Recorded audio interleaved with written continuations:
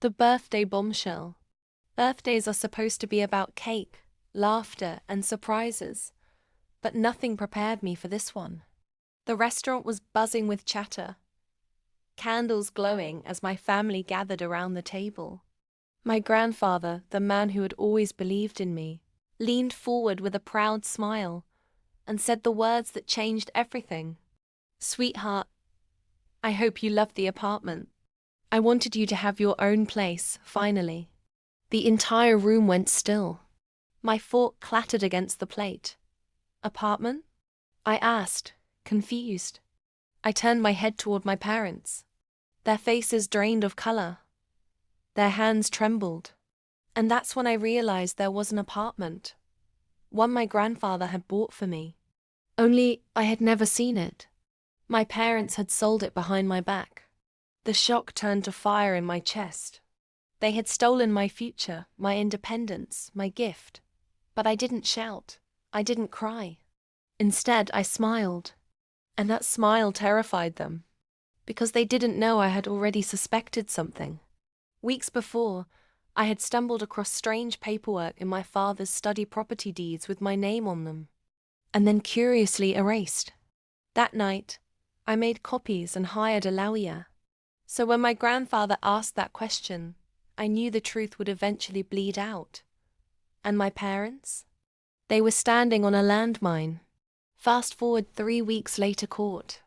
The judge's gavel echoed like thunder. The evidence was undeniable. Fraudulent signatures, unauthorized sales, bank transfers traced directly to my parents' accounts. My loving parents had not only stolen my apartment, they had committed property fraud. The courtroom gasped and my lawyer revealed the final twist. The apartment had been sold under my grandfather's trust, which meant not only had they stolen from me, they had stolen from him. Grandfather's face turned stone cold as he stood up and told the judge, "If they could betray their daughter, they can betray anyone. Let them face the consequences." That day, the judge ordered restitution. My parents were forced to return every stolen cent plus damages. And since the buyers of the apartment backed out after the scandal, the property was restored. Back to me. But I didn't stop there. The moment I held the keys in my hand, I did something my parents never expected. I cut them off completely.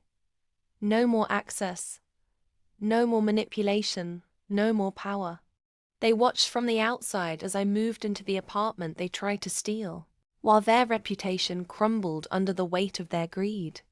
And the final cherry on top, my grandfather changed his will that same week, disinheriting them entirely and transferring everything directly to me. The very people who tried to rob me of one home ended up losing every home. If this story gave you goosebumps, shocked you, or made you smile at that final twist, don't just scroll, hit that subscribe button on my YouTube channel for more jaw-dropping revenge stories.